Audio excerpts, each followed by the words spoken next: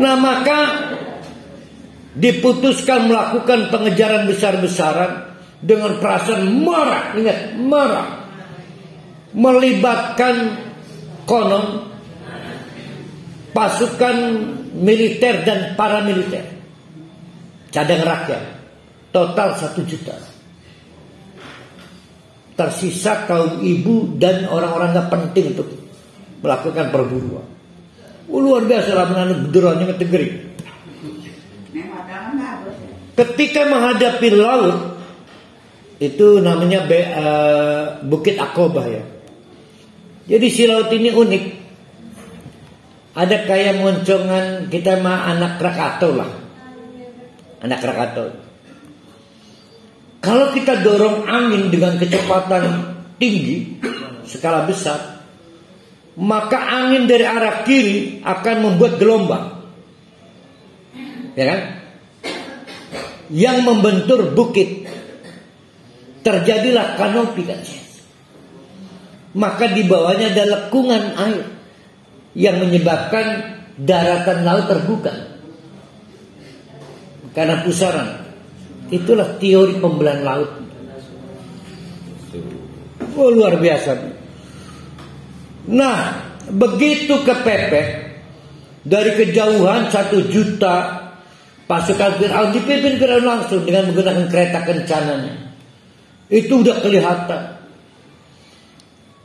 Maka kata Bani Israel, apes, Mang Musa apes. Aja khawatir, saya tenang aja khawatir. Innallaha ma'ana. Kita tolong Allah, jangan khawatir. Wih, primen iki Musa, aduh, artinya di mana laut ke?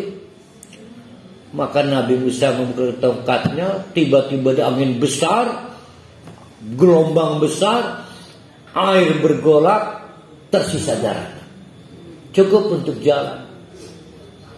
Wajawazna bibani Israel al-Baro, kami bikin sebab Bani Israel mampu menghindari pengejaran Fir'aun dengan cara melintasi al-Bahro, laut.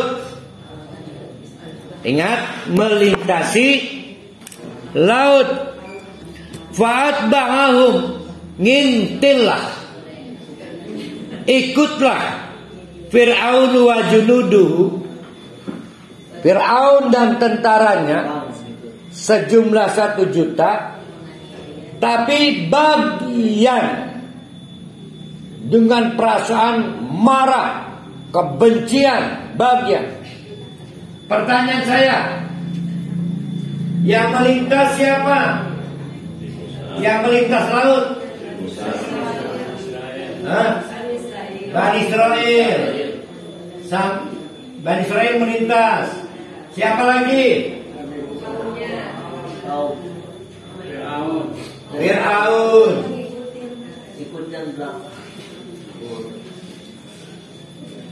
Fir'aun dan tentaranya melintas di jalan yang sama. Nabi Musa dan Bani Israel melintas di jalan yang sama. Yang berbeda apa? Bani Israel melintas dengan permohonan belas kasihan pada Allah, namanya birahmatin. Sementara Fir'aun melintas bagian wa aduan. Ya, ada perbedaan, sama-sama berhasil melintas. Yang satu mampu menyelesaikan, yang satu tidak mampu menyelesaikan. Ternyata sama-sama ikut pengajian, beda isinya. Sama-sama sholat di masjid, beda isinya. Yang ngaji ini pasti ada yang beda isinya. Nggak semua sama, cuma Allah yang tahu. Nah, diperlihat ini kan dokumentasi kan, dibuat catatan oleh Allah. Ternyata Bani Israel melintasi dengan harap belas kasihan pada Allah, sementara Fir'aun melintas dengan perasaan benci dan permusuhan, penuh hawa nafsu. Ada orang sholat karena pengen dikasihani Allah. Ya Allah, mudah-mudahan sholat ini bisa menyelamatkan saya di neraka. Tapi ada juga yang sholat karena penasaran, masa sih sholat yang masjid dulu sugi-sugi. Sama kan sholatnya kan. Nah itu maksudnya. Akhirnya Fir'aun gagal menyelesaikan penyeberangan. Apakah dua orang yang sholat sama hasilnya? Tidak.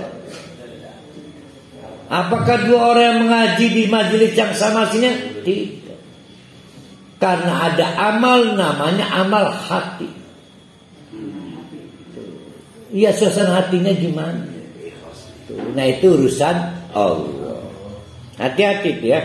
Buktinya Fir'aun gagal melintasi jalan yang sama yang ditempuh Musa dan Bani Israil, hatta sampai akhirnya kelelep tuh.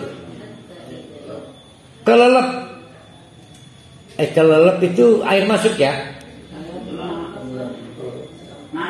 Apa megap-megap ini sebutnya apa ini? Belum dia mendengar be. Lep-lepan. Hatta idza adrakahu, pada saat lep-lepan. Ya orang belum mati ke belum.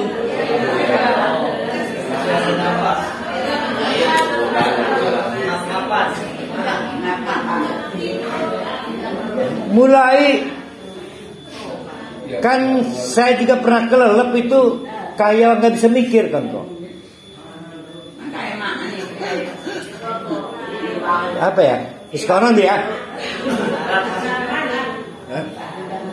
Tapi udah yakin ini mati nih. Nah maka perhatikan, ini monumental banget. Fir'aun sempat mengucapkan 3 kalimat. Kira-kira butuh berapa detik atau menit? Ya, menarik nih. Berarti ini otaknya masih jalan ini. Kan kalau kelelep kan udah enggak. Gini apa tuh? Panik. Ini enggak. Menarik ini kajian ini nih. Ayat berapa ini nih? 90. 1. Amantu annahu la ilaha illallah. Nah ini karena tempatnya sedikit nih. Ada 1. Amantu annahu la ilaha illallah. 2. Yang kedua apa itu?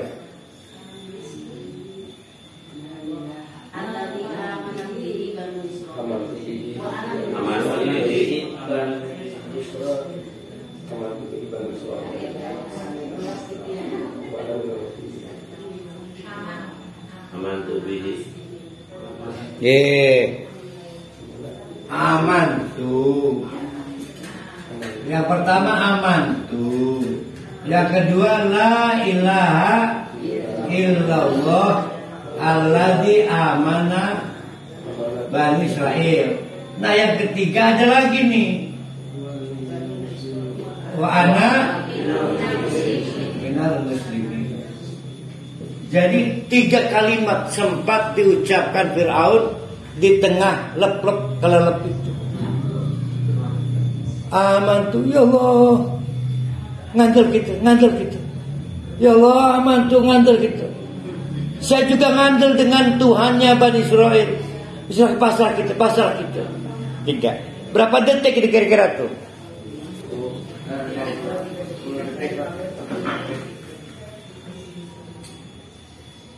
Anggaplah 15 detik ya. 15 detik. Ternyata itu waktu yang salah untuk bertobat, ditolak tobat. Nah maksud saya, itu kan secara akal masih waras ya. Masih bisa menyebutkan 3 kalimat tuh. Nah sering saya bingung, batas tobat ditolak itu yang pada saat mana? Gor-goro itu dengan adanya Saya beda pendapat. Jadi pada saat otaknya sudah nggak jalan, karena mungkin saja belum ngorok udah nggak jalan, dah ditanya perli, mati. Tapi ngapain ngerancang tobat tipis-tipis waktu ya? Nah, Fir'aun otaknya masih waras, tapi waktunya ditolak. Tanda warasnya mengucapkan 3 kali, sehingga blek-kenek tidak menyebut Tuhan saya, tapi hanya Bani Israil. Blek-kenek benar. Ya Allah, ya Allah ya. Akhirnya ditolak. Tobatnya Fir'aun ditolak. Allah menjawab, Al-ana siki qad asaita qablu. Bengen Mesir ngelawan kita baik. Wa kunta minal mufsidin. Sekarang kemarin kemana? Nah, bapak-bapak, ibu-ibu, akhirnya Allah Fir'aun mati di situ. Kelelep dalam keadaan kafir. Disaksikan dari seberang pantai oleh Musa dan Bani Israil. Bersama Fir'aun 1 juta orang tenggelam di situ. Tapi khusus Fir'aun dibikin ngampul. Air ngampul apa? Mengambang. Ada pertanyaan serius, karena pada waktu Fir'aun itu masuk ke terowongan itu tetap di dalam kereta kencananya. Jadi pada waktu itu dalam kereta kencana, kita temukan di situsnya itu roda kereta kencananya masih ada utuh. Berarti si jenazah ini tidak terbawa arus, tertahan di dalam kereta kencana, diabadikan oleh Allah. Tidak ada kulit daging yang termakan ikan-ikan apapun. Rambutnya apanya enggak ada. Diabadikan oleh Allah untuk menjadi tetenger kepada kita. Hari ini 1400 tahun yang lalu cerita ini diceritakan ke Nabi Muhammad. Bayangkan kita adalah sahabatnya Nabi. Kalau saya jadi sahabat Nabi, maaf Nabi Muhammad, maaf, yang diomong Allah itu benar nggak sih? Mana coba jenazahnya Fir'aun, sulit ngejawabnya. Sekarang aja gampang karena sudah ada kan museumnya kan. Bayangkan Nabi Muhammad meyakinkannya gimana. Maka tidak butuh penemuan arkeologi, yang dibutuhkan ngandel keiman. Maka keimanan itulah yang membuat mereka satu saat nanti ada yang dipermudah umatnya. Kita diantaranya, bahwa yang diceritakan Allah kepada Nabi Muhammad terbukti benar. Ini berarti apa kesimpulannya? Tidak ada dongeng dalam Al-Quran. Berarti tentang alam akhirat pun bukan omong kosong.